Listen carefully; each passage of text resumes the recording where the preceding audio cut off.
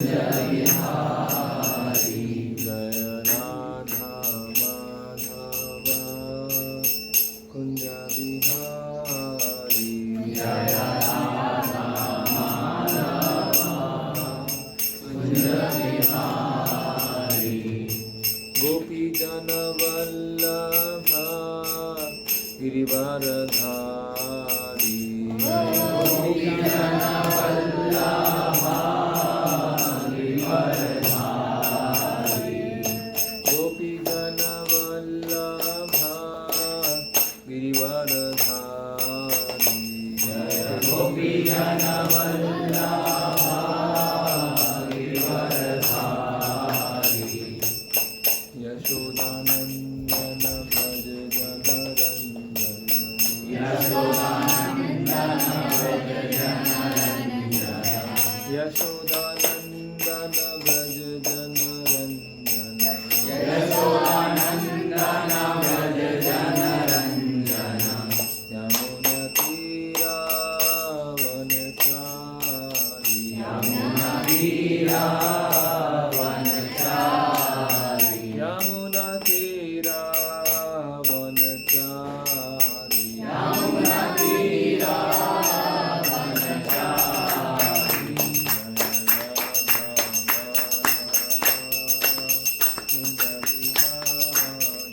जय राधा माधव कुंज बिहारी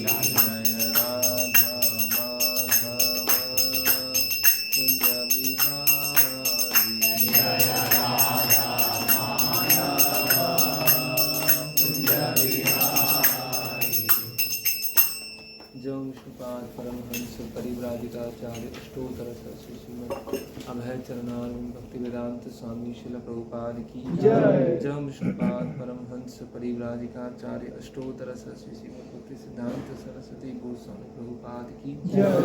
अनंत कोटि वैष्णव भक्त वृंद की जय। गौर प्रेमानंद हरे हरे।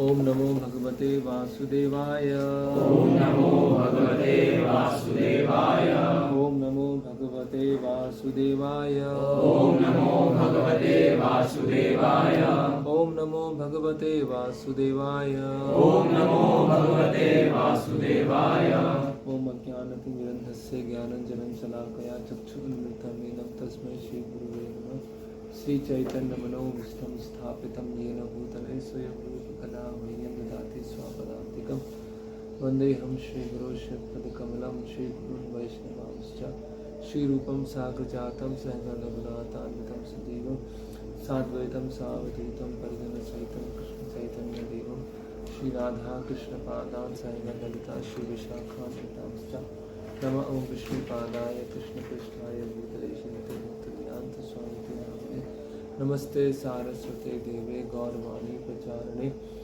निर्विशेष शून्यवादी पाश्चात्य देशे जय श्री कृष्ण चैतन्य प्रभु नित्यानंद श्री अद्वैत शिवाचार्य हरे कृष्णा कृष्णा कृष्णा हरे हरे हरे राम राम राम हरे हरे हरे कृष्ण हरे कृष्णा हो गया सेटिंग जी नेक बैंड दोनों हाँ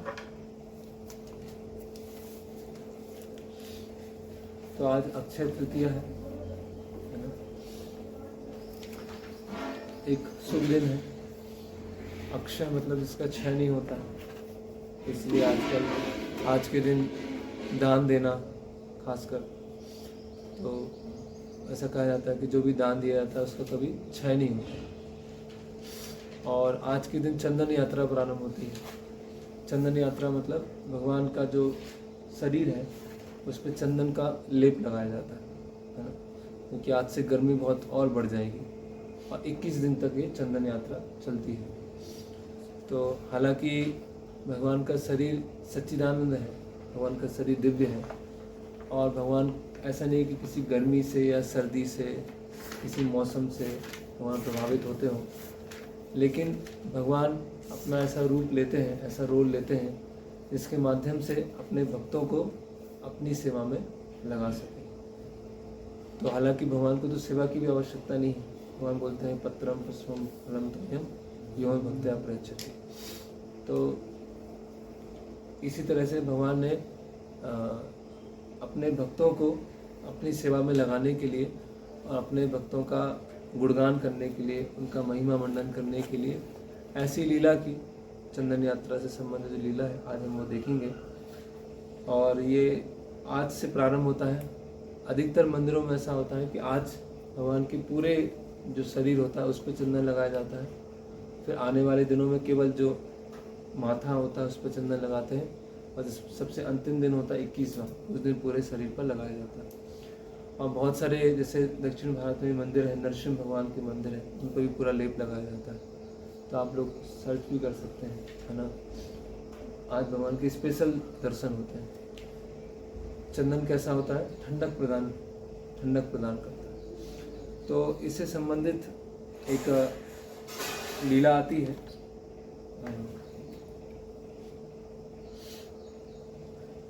तो चैतन्य महाप्रभु हैं, चैतन्य महाप्रभु स्वयं भगवान है, भगवान श्री कृष्ण है। तो चैतन्य महाप्रभु के आने से पहले तो चैतन्य महाप्रभु के गुरु कौन है? ईश्वरपुरी। और ईश्वरपुरी के गुरु कौन है? माधवेंद्रपुरी, है ना। तो माधवेंद्रपुरी की जो है वहाँ से ही चैतन्य महाप्रभु का एक तरह से संप्रदाय प्रारंभ होता है। तो चैतन्य महाप्रभु जो देने आए हैं उसका जो बीज है वो किसने बोया? वो माधवेंद्रपुरी ने बोया है। और फिर धीरे धीरे वो बढ़ता गया। फिर चैतन्य ट्री बना, और चैतन्य वृक्ष जो है उसकी बहुत सारी शाखाएं हैं। तो उसका जो बीज दिया है वो माधवेंद्रपुरी ने दिया है। बीज का मतलब क्या है कि जो 4 संप्रदाय हैं, है ना। तो 4 संप्रदाय में एक संप्रदाय है ब्रह्म संप्रदाय, और ब्रह्म संप्रदाय के आचार्य हैं मध्वाचार्य।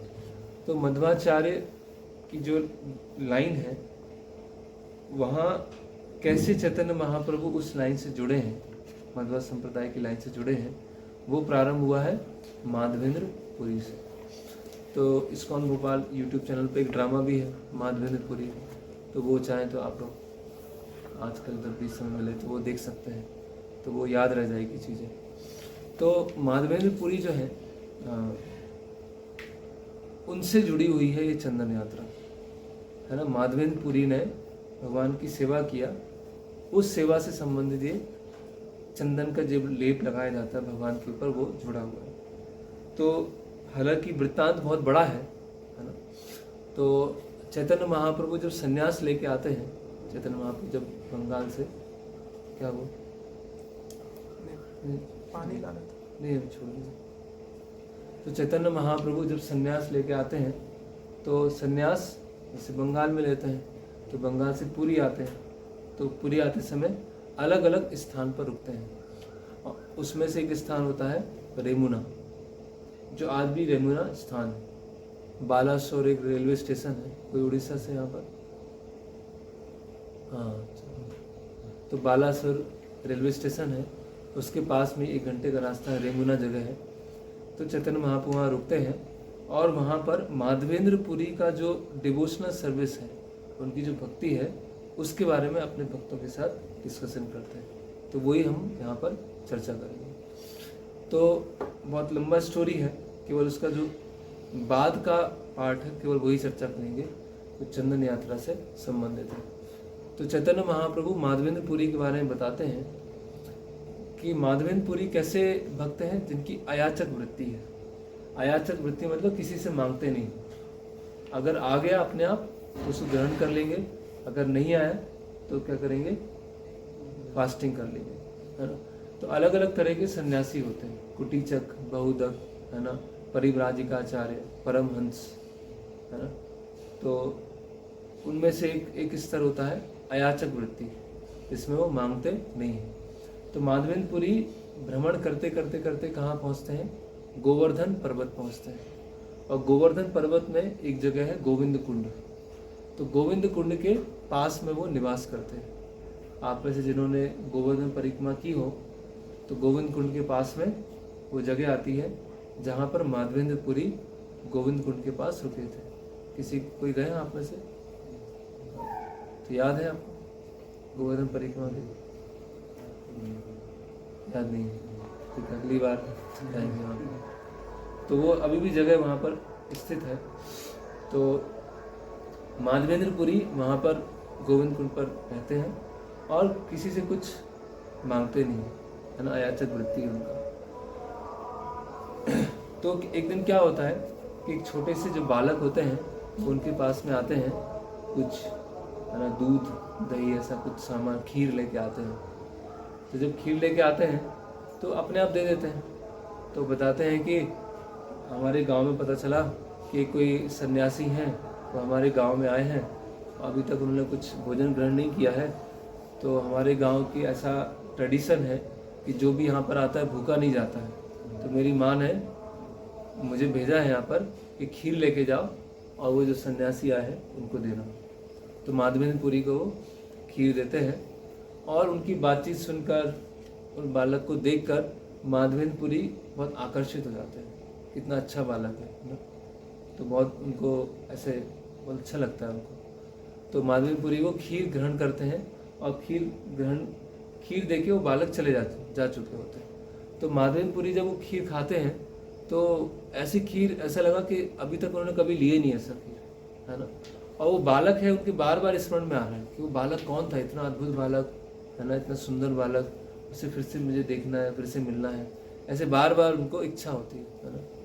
तो माधवेंद्रपुरी क्या होते हैं, विश्राम करते हैं रात्रि में, और विश्राम करने के बाद जो बालक जो उनको खीर दे के गया था वो बालक उनके स्वप्न में आता है। और बालक बोलता है कि मुझे गोवर्धन की झाड़ियों में है ना अंदर तरफ जंगल में छुपा के रखा गया है ना। मुगलों के आक्रमण के कारण मतलब मुगलों के आक्रमण से पहले मेरी इस गोवर्धन के ऊपर सेवा होती थी, है ना। जब मुगल आए यहाँ पर तो ब्रजवासियों ने मुझे वहाँ से हटाकर उसको झाड़ियों के पीछे छुपा के रखा है। तो आप क्या कीजिए, ब्रजवासियों की मदद से आप जाइए और झाड़ियों से मुझे निकालिए, स्थापना कीजिए और मेरी सेवा दोबारा प्रारंभ कीजिए, है ना। इस तरह से जो बालक हैं, जो स्वयं कृष्ण थे, वो इस तरह से आदेश देते हैं। तो माधवेंद्रपुरी जो है विश्राम करके उठते हैं, स्वप्न टूटता है उनका और बहुत प्रसन्न हो जाते हैं कि भगवान मुझे खीर देने आए, है ना। तो प्रसन्न भी होते हैं और दुखी भी होते हैं कि भगवान को आला पड़ा मुझे देने के लिए, मेरा ऐसा व्रत है, उस व्रत के कारण भगवान मुझे देने आए हैं। तो अभी भगवान ने मुझे ऐसी आज्ञा दी है, ऐसी सेवा दी है, तो अभी मैं वो कार्य करूँगा। तो जाते हैं, पता लगाते हैं, झाड़ियों के बीच में ब्रजवासियों को बुला के लेके आते हैं और पूरे झाड़ियों को निकालते हैं, निकालते जाते हैं और फिर सबसे बिल्कुल अंदर पहुंच जाते हैं जंगल के। और वहाँ देखते हैं कि विग्रह है ना। तो गोपाल जी के विग्रह होते हैं। तो गोपाल जी के विग्रहों को माधवेंद्रपुरी निकालते हैं और उनको क्या करते हैं, गोवर्धन पर्वत के ऊपर स्थापित कर देते हैं। और अभी वो तो है अयाचक, किसी से मांगते तो है नहीं, है ना। तो बहुत बड़ा विग्रह सेवा करने के लिए वो आयोजन करते हैं, है ना। तो क्या करते हैं, सारे ब्रजवासी इकट्ठे हो जाते हैं और विचार करते हैं कि उनका जो स्थापना है, विग्रहों की स्थापना है, हालांकि स्थापित विग्रह है, लेकिन अगर बहुत लंबे समय तक पूजा नहीं होती है तो उनकी दोबारा स्थापना की जाती है। तो विग्रहों की स्थापना कैसे की जाए, तो सारे ब्रजवासी मिलकर योजना बनाते हैं, है ना। और चैतन्य चरितामृत में बताया है कि जो कार्य कई महीनों में होता है वो माधवेंद्रपुरी ने 3 से 5 दिनों में कर लिया। जो काम, जितना बड़ा आयोजन, जितना बड़ा उत्सव के लिए जो योजना है ना, उसका जो एग्जीक्यूशन है, जो उसको संपन्न करना है, जो कई महीने का होता है, वो कैसा होता है, वो 3-4 दिन में माधवेंद्रपुरी कर लेते हैं। तो आप प्रभुपाद जी लिखते हैं कि कृष्ण भावनामृत क्या है, कुछ ही समय में पूरे दुनिया को वो कर सकता है, क्या कर लेते हैं, पूरा कवर कर सकता है, उसको पूरा घेर सकता है, आवृत कर सकता है ना। तो भगवान तो तुरंत कृष्ण भावनामृत से पूरी दुनिया को आवृत कर सकते हैं, है ना। लेकिन भगवान क्या है, अन्य जो लोग हैं, अन्य भक्त हैं, उनको मौका दे रहे हैं जिससे वो उनके आंदोलन में जुड़े और उनकी वो सेवा करें। तो इस तरह से रोज अन्नकूट का उत्सव मनाया जाता है और ये अन्नकूट का उत्सव क्या होता है, 1 महीने चलता है। एक एक गांव से एक एक दिन सेवा होती है। ये गांव है, आज ये ब्रजवासी आएंगे, ये सेवा करेंगे। ये गांव है, फिर ये ब्रजवासी आएंगे, ये सेवा करेंगे। तो जो अन्नकूट मनाया जाता है गोवर्धन पूजा के दिन, वो भी माधवेंद्रपुरी ने प्रारंभ किया। आज जो अन्नकूट इतना फेमस है, अन्नकूट कूट मतलब पर्वत, अन्न मतलब वैसे टेक्निकली बोला जाता है चावल को, है ना। उड़ीसा या बंगाल में जाएंगे तो अन्न मतलब राइस, है ना। तो राइस का पहाड़, है ना। तो इस तरह से वो अन्नकूट उत्सव हुआ और लंबे समय तक जो गोपाल जी हैं उनकी सेवा अच्छे से चलती रही। तो 2 साल हो गए और 2 साल होने के बाद माधवेंद्रपुरी ने सारे स्टैंडर्ड्स बहुत अच्छी तरह से उसको लगा दिए और जो वहाँ के जो ब्राह्मण थे, ब्रज के, वो अच्छे से सेवा करते थे। अच्छा बढ़िया दूध है, दही है, मक्खन है, सब उनके लिए आता था, अनाज आता था, सब फ्रेश एकदम। तो इस तरह से सेवा चलती रही। फिर 2 वर्ष हो गए, तो 2 वर्ष के पश्चात वहीं पर गोविंद कुंड में माधवेंद्रपुरी रहते थे। तो गोपाल जी जो है माधवेंद्रपुरी के स्वप्न में दोबारा आते और बोलते हैं कि तुमने मुझे झाड़ियों से निकाल कर जो गोवर्धन पर्वत के ऊपर स्थापना की है, वो तो बहुत अच्छा किया, और जो मेरी सेवा है अच्छे सुचारू रूप से चल रही है, बहुत बढ़िया है। लेकिन इतने समय तक मुझे झाड़ियों के पीछे रखा गया, ढक के रखा गया, तो मेरे जो शरीर का ताप है वो बहुत बढ़ गया, शरीर की जो हीट है वो बहुत अधिक बढ़ गई है। तो मैं चाहता हूँ कि आप नीलाचल पर्वत जाइए, नीलाद्री जाइए। नीलाद्री कहाँ है? उड़ीसा, है ना। तो आप नीलाद्री जाइए, वहाँ एक विशेष तरह का क्या मिलता है, चंदन मिलता है। उस चंदन को आप लेके आइए और चंदन को घिस कर फिर मेरे शरीर पे लगाइए, तो मुझे क्या होगी, ठंडक प्राप्त होगी।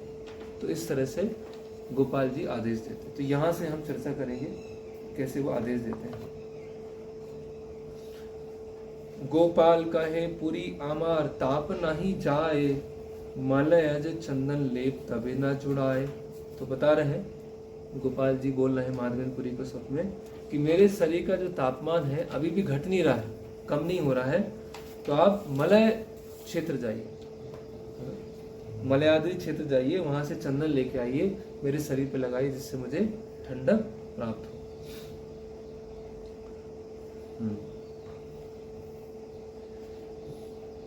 मलयज आन जाना नीला चले हईते, अन्य हईते नाहे तुम्ही चाला त्वरीते। तो तुम्हारे अलावा और कोई जा नहीं पाएगा वहां पर। मलयज आन जाना नीलाचल हईते, है ना। तो नीलाचल होते हुए आप मलयाद्री पर्वत पे जाइए। अन्य हईते नाहे तुम्ही चाला त्वरीते, कि अन्य कोई ये कार्य नहीं कर पाएगा, आप ही ये काम कर पाओगे, है ना। तुम्ही चला त्वरीते, तुरंत जाओ। तो भगवान खुद पर्सनल इंस्ट्रक्शन, पर्सनल ऑर्डर दे रहे हैं कि आप तुरंत जाओ। तो इतना दूर जाना कोई आसान बात नहीं है ना। वृंदावन से पुरी कितना है, एक उत्कल ट्रेन चलती है, उत्कल एक्सप्रेस। तो वृंदावन से मथुरा से बैठेंगे और पुरी जाएंगे, तो ट्रेन में कम से कम 1.5 से पौने 2 दिन लगता है।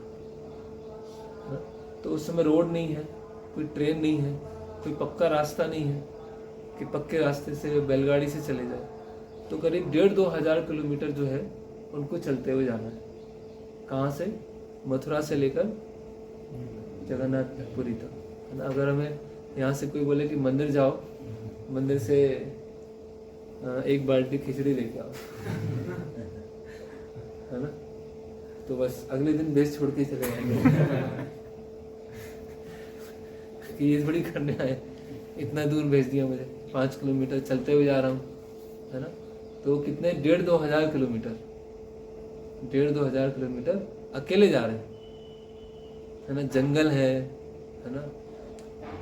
मुस्लिम उस कंट्री थी उस समय, मुस्लिम राज है, बहुत सारे टैक्स कलेक्टर हैं, बहुत सारे नाके हैं, है ना। शेर है, चीते हैं, जंगली जानवर हैं, उन सब से होते अकेले जाना है और कोई नहीं जाएगा।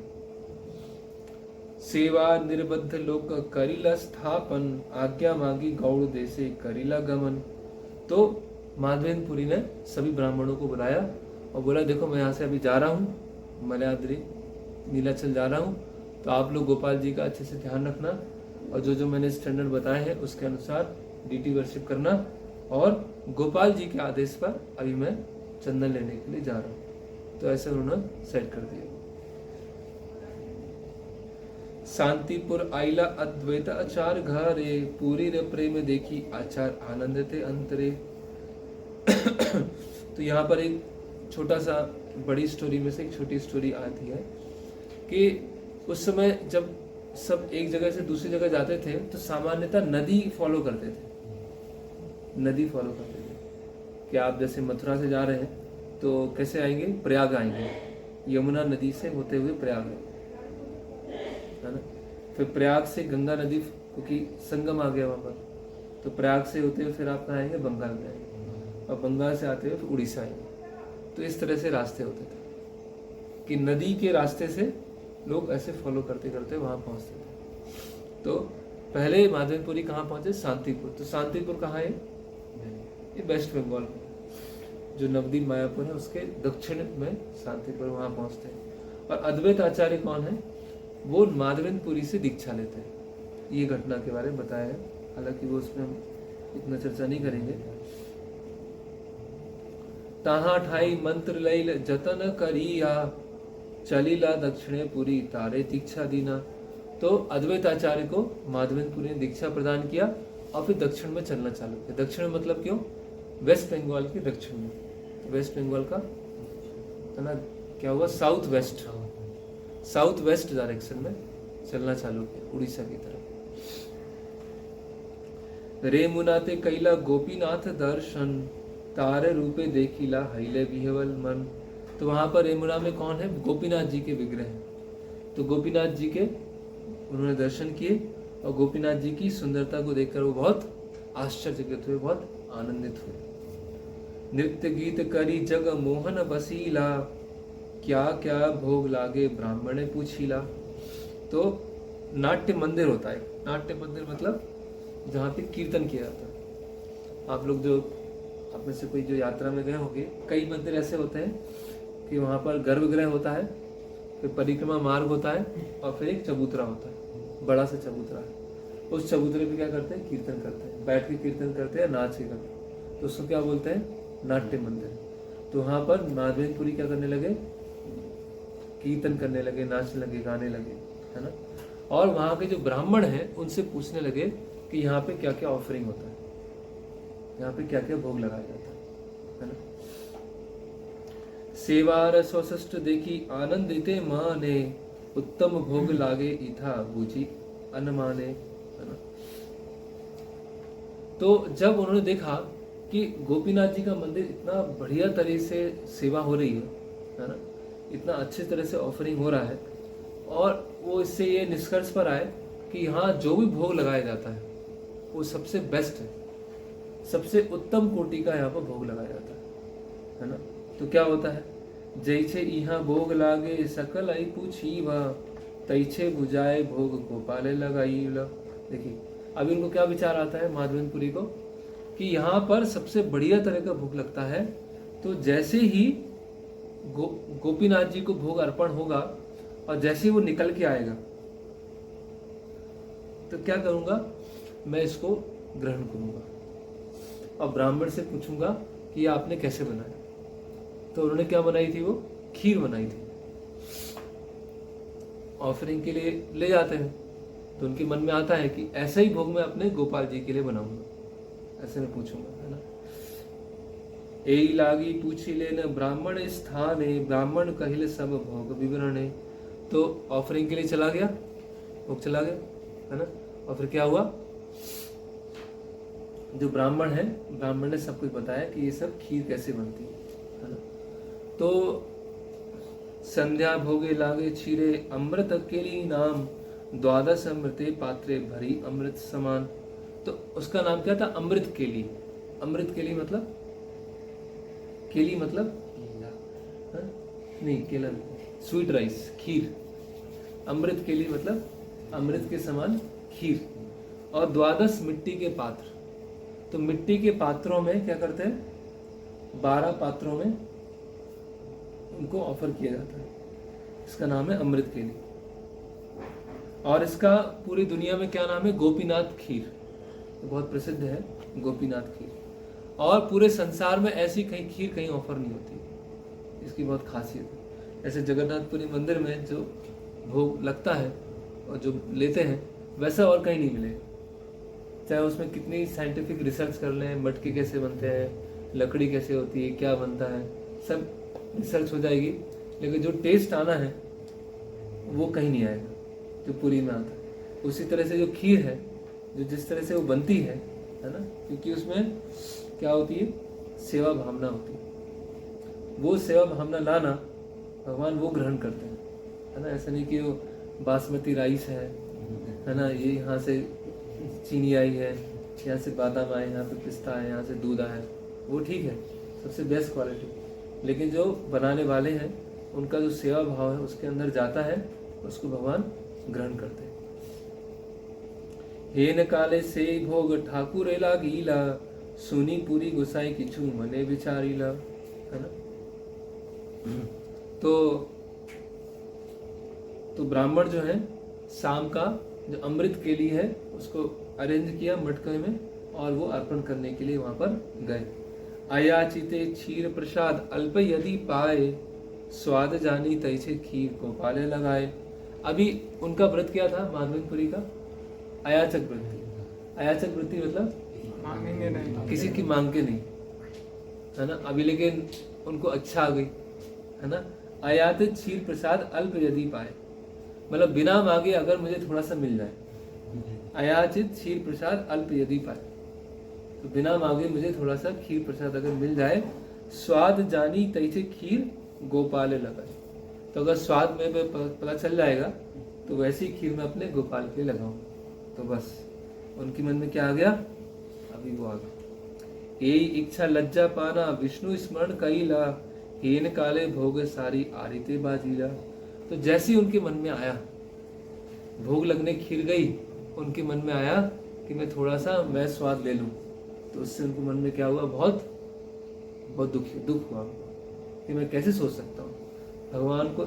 एक तो अयाचित वृत्ति वो अलग बात है, लेकिन भगवान को जो भोग लगने जा रहा है, भगवान को भोग नहीं लगा है, और मैं सोच रहा हूँ कि ये मैं ले लूँ, तो इससे क्या हो गया? एक तरह से भोग क्या हो गया? अपराध हो गया, दूषित हो गया, है ना। तो ये बहुत महत्वपूर्ण माधवेंद्रपुरी बता रहे हैं। जो भी भोग है, भोग जब बनता है, भोग जब ऑफरिंग के लिए आता है, उससे पहले मन में नहीं आना चाहिए कि आज तो ये बना है, आज तो मैं ये खाऊंगा, है ना। मान लीजिए फीस्ट है, गुरुवार को फीस्ट होता है, थर्सडे को, तो गुरुवार को फीस्ट है ना। तो फीस्ट में पहली चर्चा होने लगी, क्या आज क्या फीस्ट में क्या बनना है ना। भगवान को भोग लगने से पहले खुद ही भोग लगाना चालू कर दिया, मन में भोग लगाना चालू कर दिया। उससे क्या होगा? वो ऑफरिंग हो जाएगा, दूषित हो जाएगा, है ना। इसीलिए जैसे कि धन होता है ना, धन जैसे मान लीजिए किसी के पास 2000 के नोट है, 2000 के कितने नोट है? 50 नोट है, और टेम्पल हॉल में से बिखेर दिया, बिखेर दिया। आप लोग सब अपने अंदर पढ़ाई कर रहे हैं अपना, कोई टेम्पल हॉल में आया और देखा ये रोड नोट पड़े हुए हैं सब, तो क्या करेंगे? देखेंगे उठा के चले जाए, ऐसे ही होता है ना, क्योंकि लालच आता है उससे, होता है कि नहीं। तो इसीलिए बताया गया है भगवान का भोग, पैसा और स्त्री, ये सब क्या होना चाहिए? ढके होना चाहिए। अगर पैसा ऐसे ही है तो क्या होगा? लालच आएगा। अगर स्त्री को ढक के नहीं रखा गया तो क्या होगा? काम वासना आएगी, है ना। भोग, भगवान का जो भोग है, ऑफरिंग है, अगर वो कवर करके ऑफरिंग के लिए नहीं ले आ रहे तो क्या आ जाएगा? उसमें पहले ही भोग लग जाएगा, है ना? मन में ही भोग लग जाएगा। तो इसीलिए इतने कुछ ब्राह्मण जो है इतने स्ट्रिक्ट होते थे उनको बोलते हैं स्वपाकी ब्राह्मण। स्वपाकी मतलब खुद बनाते हैं, खुद बना के ही वो ही लेते हैं और कुछ नहीं लेते, मतलब दूसरे के हाथ का लेंगे भी नहीं। अभी ऐसा नहीं छुआछूत चल रहा है यहाँ पर। लोग क्या सोचते हैं कि अरे वैदिक संस्कृति में बहुत छुआछूत होता है। हम तो क्या एक ही थाली में 2-3 लोग खाते हैं। हम तो एडवांस व्यक्ति हैं, तो मॉडर्न व्यक्ति हैं। हम जाएंगे डोमिनोज पर, पिज़्ज़ा ऑर्डर करेंगे, एक थाली में बहुत बड़ा पिज़्ज़ा लगा हुआ है, तो वो दोस्त एक ने खाया, उसको पीस दे दिया, उसने खाया तो वो पीस उसने दे दिया, तो क्या होगी? दोस्ती यारी थोड़ी सी क्या हो जाएगी, फिर बटेगा, है ना। या फिर कोई जूस लेंगे तो एक स्ट्रॉ होगी, तो एक स्ट्रॉ से पियेंगे, वो स्ट्रॉ दूसरे को दे देंगे। एक स्ट्रॉ ऐसी आती है, ऐसी और ऐसी और बीच में हार्ट होता है तो दोनों एक साथ उसमें पियेंगे, है ना। मतलब ये है मिलेक्स कल्चर, इसको बोलते हैं मिलेक्स कल्चर। और वैदिक कल्चर में क्या है? स्वपाकी है ना। और वैदिक कल्चर को लोग क्या सोचते हैं कि छुआछूत चल रहा है, क्योंकि उनको पता है कि मान लो कोई दूसरा ही बना रहा है, फिर भी दूसरा बना रहा है, कोई भक्त है, अच्छा है, फिर भी हो सकता है बनाते बनाते कुछ ऐसा चीज़ आ जाए कि मैं आज तो क्या है, इसमें बढ़िया पनीर और काजू पेस्ट और सब डालूंगा और ऑफर करके बढ़िया एकदम दबा के खाएंगे। मन में आ सकता है ना, अच्छा बढ़िया बना रहे हैं लेकिन खुद खाएंगे ऐसा। तो स्वपाकी मतलब जैसे वो स्टोरी आती है ना, चैतन्य महाप्रभु, जब चैतन्य महाप्रभु छोटे थे तो एक ब्राह्मण आता है जगन्नाथ मिश्र के यहाँ, तो वो खुद कुकिंग करके शालिग्राम को ऑफर करते हैं, लेकिन चैतन्य महाप्रभु बार बार खा जाते हैं, तो वो खुद बनाते फिर बनाते हैं, फिर चैतन्य महाप्रभु खा जाते हैं, फिर तीसरी बार बनाते हैं। तो ऐसा स्टैंडर्ड होता था वैदिक संस्कृति में, इतना शुद्धता का ध्यान रखा जाता था। आज तो क्या है, खड़े खड़े तो स्टेशन पे लोग खाते हैं, चलते चलते खा रहे हैं, मतलब कितना। और उसको लोग क्या समझते हैं? उसको अच्छा समझते हैं। जबकि आप वैदिक संस्कृति में साउथ इंडिया आप जाओ, जहाँ खाते हैं पहले वहाँ पोंछा लगाते हैं, एक केले का पत्ता रखा जाता है, उसमें पानी देते हैं कि आप उसको साफ कर लीजिए, फिर उसमें रखा जाता है, क्रम से रखा जाता है, कितना शुद्धता का ध्यान रखा जाता है ना। यहाँ किसी रेस्टोरेंट में जाएंगे या ढाबे में जाएंगे तो क्या होगा, बाहर जो ठेले होते हैं, लारियाँ होती है, उसमें कैसे, अभी उसमें आपने कुछ पानी पूरी खाया, अभी पानी पूरी की प्लेट थी, उसने पानी में डाला, पानी में निकाला और रख दिया और आपको दे दिया, बढ़िया एकदम चटपटा। ऐसे खाएंगे तो पूरा पसीना और सब, है ना, पूरा धुआं निकलना चालू हो जाएगा। अच्छा लगता है, लेकिन शुद्धता से करेंगे थोड़ा टाइम लगेगा, थोड़ी सी मेहनत लगेगी। मेहनत करना नहीं चाहते, है ना, टाइम देना नहीं चाहते, तो इसकी वजह से क्या होता है, चेतना हमेशा डली रहती है ना।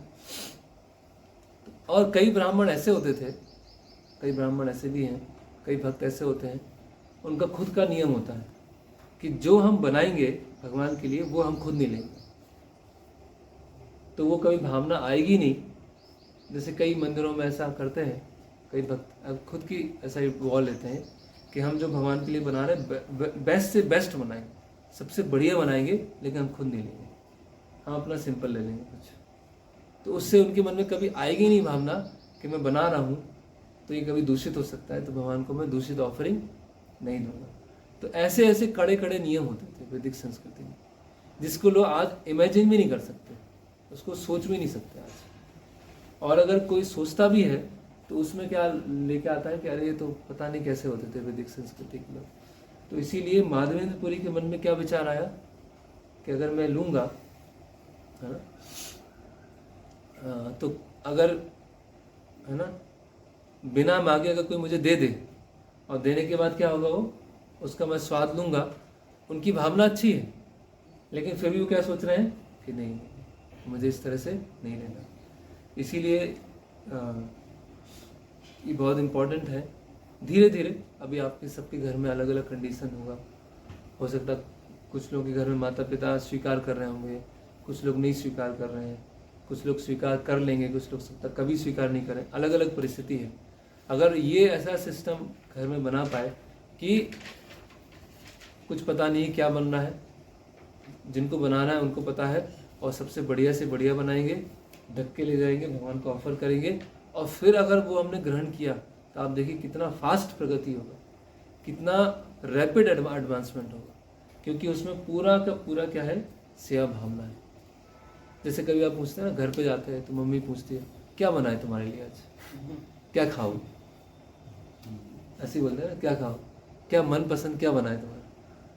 ठीक है, वो माता की तरफ से ऐसा होता है, तो अब जहाँ पर थोड़ा भक्ति ग्रहण किया तो बोले जो जो आपको बनाना बनाइए, मतलब अच्छे से बनाइए, भगवान को ऑफर कीजिए, कुछ भी होगा वो हम ग्रहण ले लेंगे, उसमें कोई समस्या नहीं।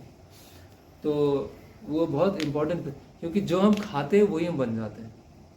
एक कोई कहावत भी है, जैसा अन्न वैसा मन, और what you eat you are, है ना। जो आप खाएंगे वो आप बन जाएंगे।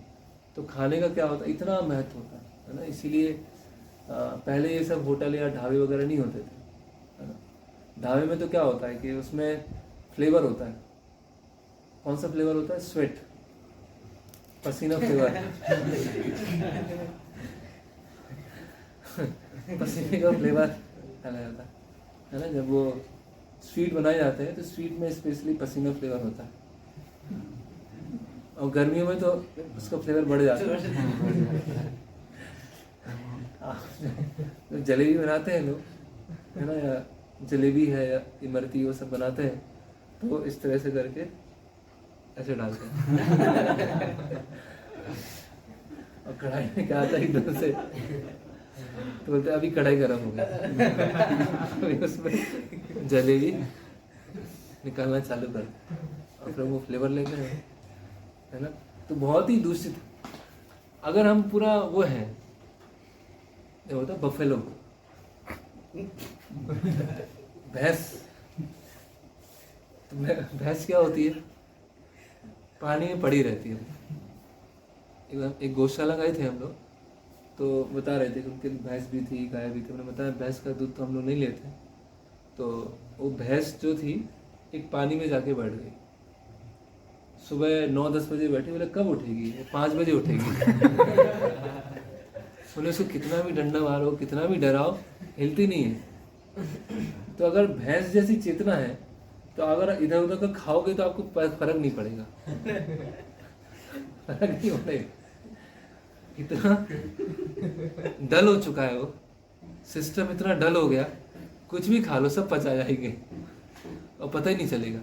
लेकिन अगर चेतना, अभी जैसे गंदगी है, जैसे रूम में बहुत गंदगी है, पूरा पूरा तहस नहस हो रखा है रूम, तो अगर उसमें थोड़ी और धूल आ जाए तो पता चलेगा कुछ, पता चलेगा।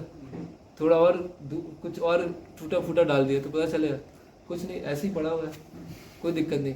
अलग एकदम नीट एंड क्लीन है, एकदम साफ सुथरा है, सब एकदम सब व्यवस्थित है। उसमें कुछ अव्यवस्था फैल गई या कुछ धूल इधर आ गया तो क्या होगा, तुरंत वो नोटिस हो जाएगा। तो जिसकी चेतना जितनी क्लियर है, वो अगर थोड़ा भी अशुद्ध लेगा तो वो तुरंत उसको अनुभव कर पाएगा। और चेतना एकदम बफेलो हो गया, बफेलो बन चुका है वो, तो क्या होगा, कभी होता है बफेलो को अगर ऐसे डंडा ही मारो ना, कुछ नहीं होता उसको, है ना। और एक हाथी होता है, हाथी को तो लोहा भी ऐसे मार दो तो भी खड़ा रहेगा, तो भी कुछ नहीं करेगा, क्योंकि चमड़ी क्या हो गई, बहुत मोटी हो गई, है ना। तो ऐसी मोटी चेतना वाले नहीं बने।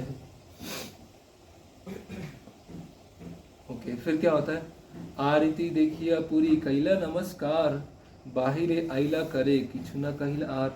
तो आरती हुई, आरती अटेंड किया, आरती से पहले भोग लगता है, और किसी से कुछ नहीं बोला और तुरंत वो निकल गया, मंदिर छोड़ के पूरा निकल गया, है ना।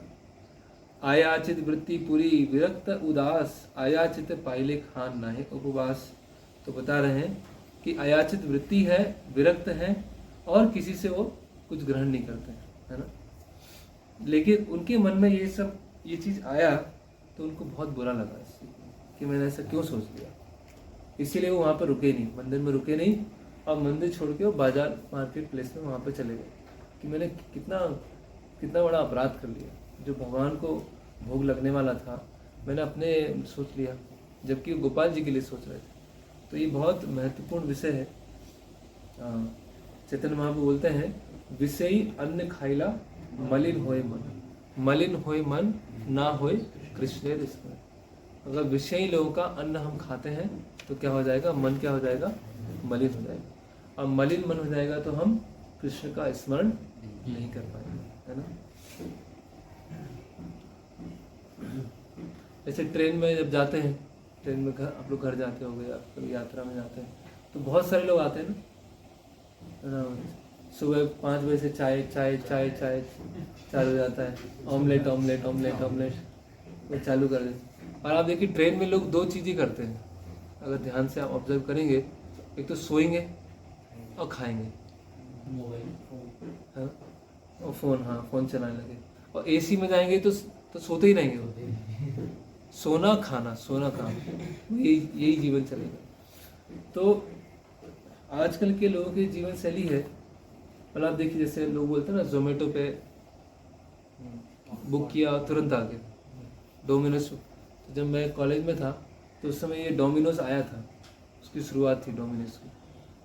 तो क्या था, उन्होंने ऐसा स्कीम था कि अगर थोड़ा सा भी लेट हुआ तो वो आपको फ्री मिलेगा, और उसके बाद एक कूपन मिलेगा, उस कूपन से आप क्या कर सकते हैं कि अगली बार आप मंगाएंगे तो आपको डिस्काउंट मिलेगा।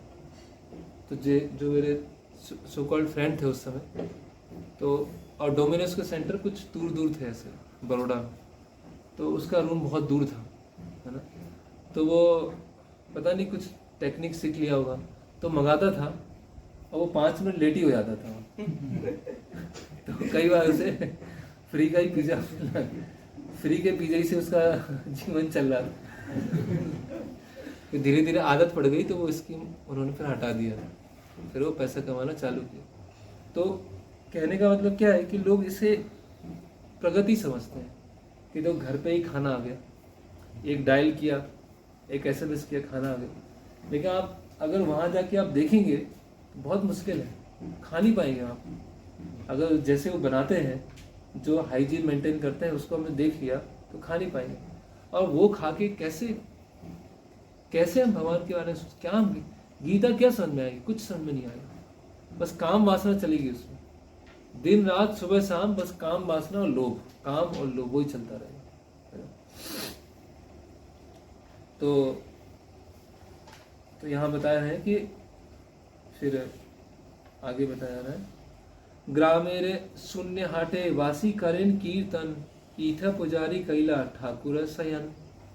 तो गांव था वो रेमुना, और वहाँ के हाट मतलब हाट समझते होंगे, वीकली मार्केट लगता है। पहले गांव में होता था कि आसपास के गांव के लोग जो बनाते थे अपने घर से, वो हाट लगती थी। तो हाट में आते हैं और वहाँ पर माधवेंद्रपुरी बैठ के अपना कीर्तन करने लगते हैं, जप करने लगते हैं। और यहाँ पर जो गोपीनाथ जी के पुजारी हैं, भगवान का शयन जो सेवा होती है वो कराने ले आते हैं। तो प्रभुपाद जी बहुत बड़ा तात्पर्य लिख रहे हैं। प्रभुपाद जी लिख रहे हैं कि हालांकि माधवेंद्रपुरी को खाने में कोई रुचि नहीं है, लेकिन जप करने में बहुत रुचि है ना। तो वहाँ मार्केट में बैठ गए और बैठ के क्या किया, जप करना चालू किया।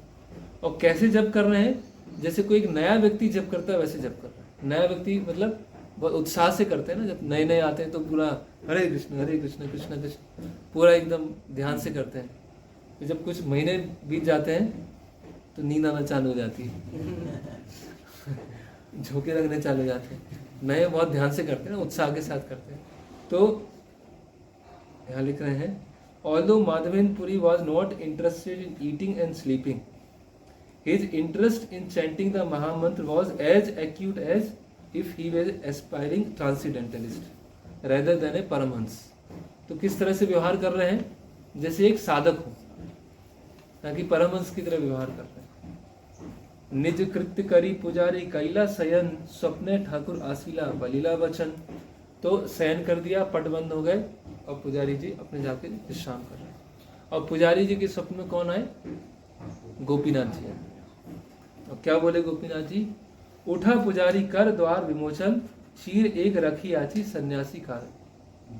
कि उठो और जाओ दरवाजा खोलो, मैंने एक खीर का घड़ा वहाँ पर रखा है, एक सन्यासी है उसके लिए घड़ा रखा है, उसको दे के आओ, है ना। तो भगवान ने क्या कर दिया, खीर चुरा ली, है ना। इसीलिए वहाँ का नाम क्या है, क्षीर चोर गोपीनाथ। पहले गोपीनाथ थे, अभी क्या हुआ है, क्षीर चोर गोपीनाथ। बहुत प्रसिद्ध विग्रह है। डडार आंचले ढाके एक क्षीर हाय, तुम्हारा ना जानी ना तथा हमारे माए।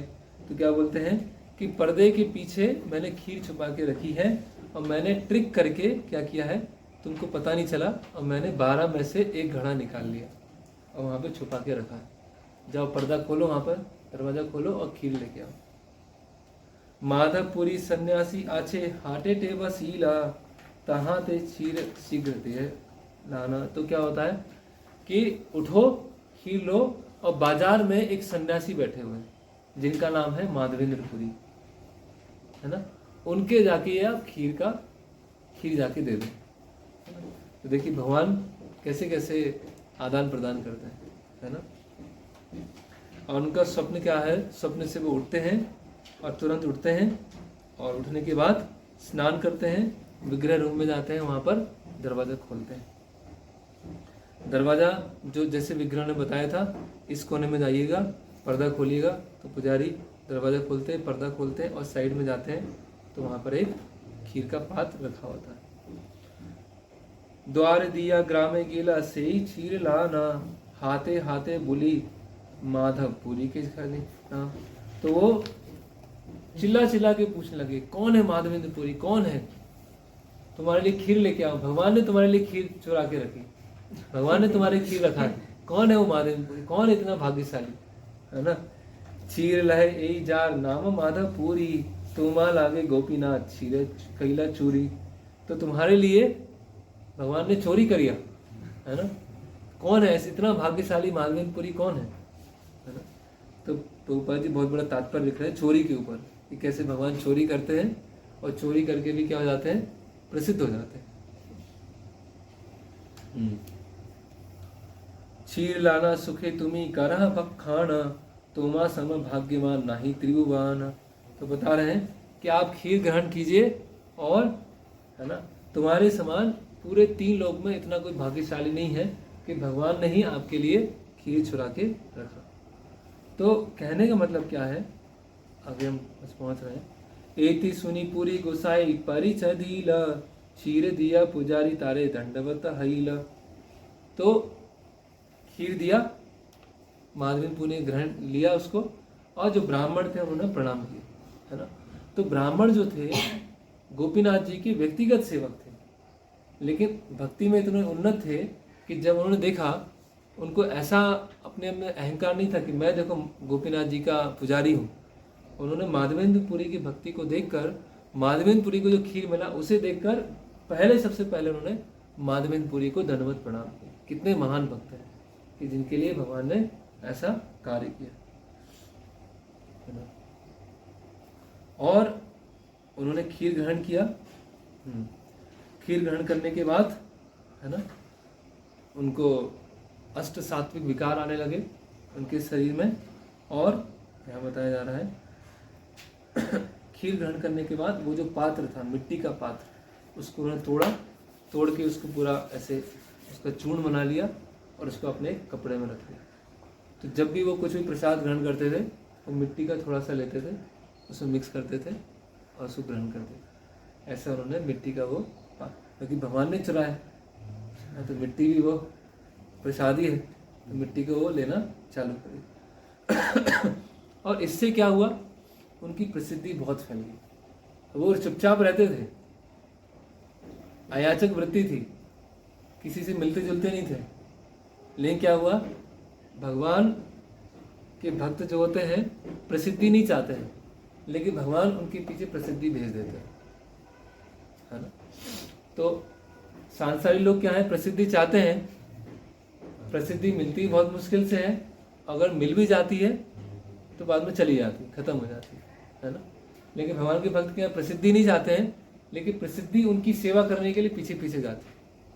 तो माधवेंद्रपुरी क्या हुए, सुबह हुई और तुरंत रेमुना छोड़ के चले गए, क्योंकि ये घटना पता चलने वाली है, पूरी फैल जाएगी रेमुना में, और पूरी फैलेगी, सब मेरे पास आएंगे, मुझे प्रणाम करेंगे, उपहार देंगे, तो मेरा जो अच्छे से भक्ति कर रहा हूँ, साधना कर रहा हूँ, उसमें विघ्न आएगा, तो तुरंत रेमुना छोड़ के चलेगा। ये होता है भक्त कि नेम फेम के लिए नहीं है वो, है ना, नेम फेम के लिए तो वो समय हो गया तो उसको मैं शॉर्ट में बता देता हूँ। तो माधवेंद्रपुरी क्या होता है, रेमुना से चले जाते हैं आगे, और जगन्नाथपुरी पहुँचने वाले होते हैं, मलयाद्री पर्वत पहुँचने वाले होते हैं, तो उनकी जो प्रसिद्धि होती है उनसे आगे पहुँच जाती है, और जगन्नाथपुरी में पता चल जाता है लोगों को कि ये माधवेंद्रपुरी है, उनके लिए भगवान ने खीर चोरी किया, तो रेमुना से लेकर पुरी तक पूरा प्रसिद्धि फैल गया।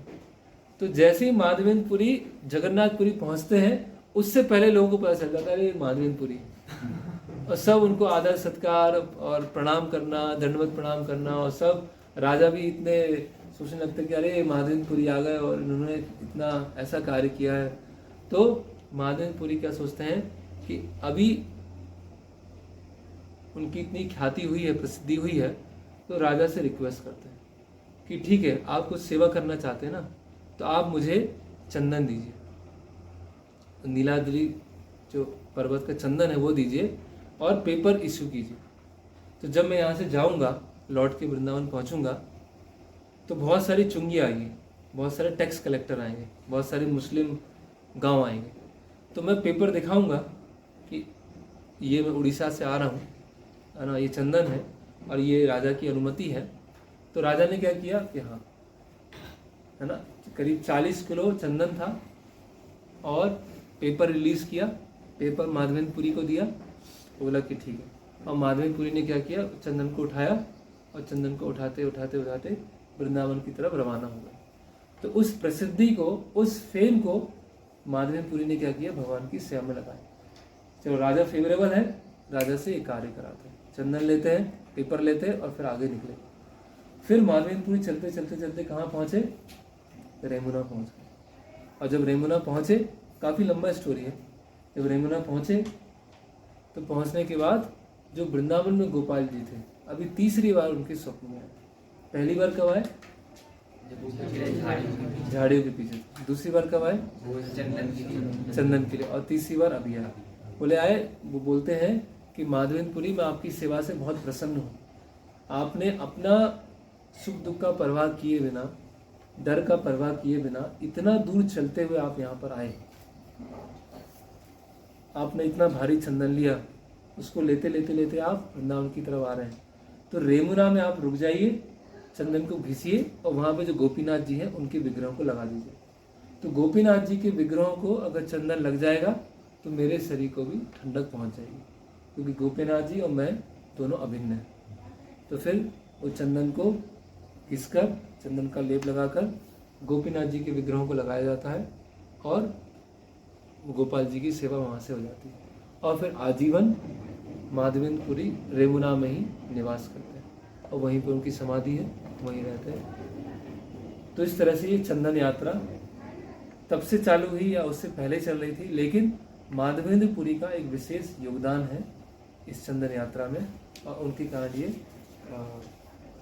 चंदन यात्रा ये अभी इस्कॉन में भी चंदन यात्रा चल रही है, और बहुत सुंदर है। आगे चल के वो प्रसिद्धि के बारे में बताया गया है कि कैसे भक्त प्रसिद्धि से दूर भागते हैं, प्रसिद्धि पीछे आती है, सेवा में लगाते हैं। ये तो मैंने आपको बहुत शॉर्ट में बताया, लेकिन बहुत लंबे लंबे श्लोक हैं, जिसमें बहुत सूक्ष्मता से हर बारीकी बताया जा रहा है कि कैसे भक्तों का व्यवहार होता है। हरे कृष्णा कृष्णा कृष्णा हरे हरे, हरे राम राम राम हरे। कोई प्रश्न कुछ कैसा? ये चंदन यात्रा मतलब बाहर भी निकलते क्या, रथ यात्रा भी? नहीं, यात्रा मतलब बाहर नहीं, एक फेस्टिवल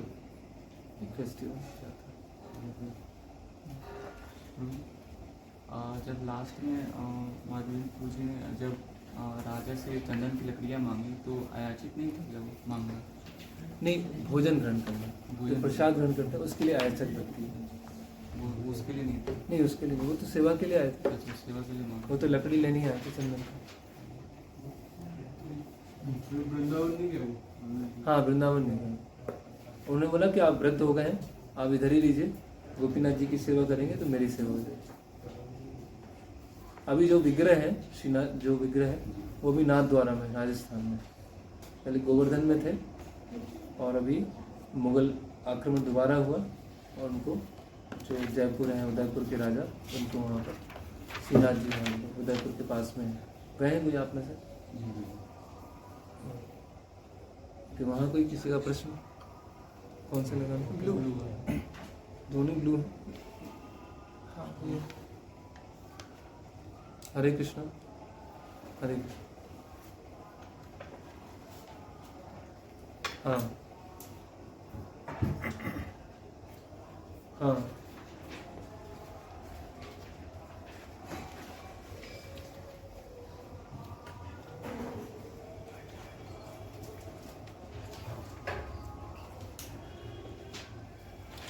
हाँ। अच्छा,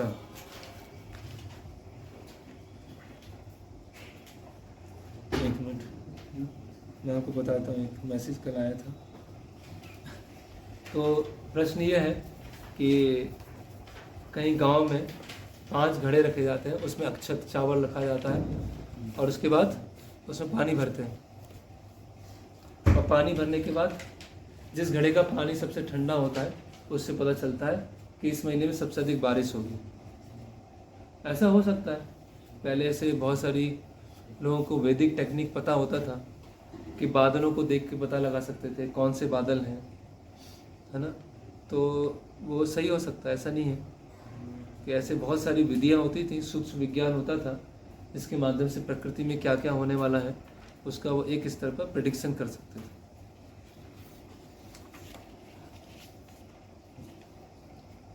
आज भगवान परशुराम जी का जन्म हुआ है, ऐसा बताया जाता है। और जो माता द्रौपदी ने अक्षय पात्र प्राप्त किया वो भी आज ही के दिन प्राप्त किया था। और जो भगवान विष्णु के चरणों से जो अवतरित हुई थी गंगा देवी, वो भी आज ही के दिन हुई थी।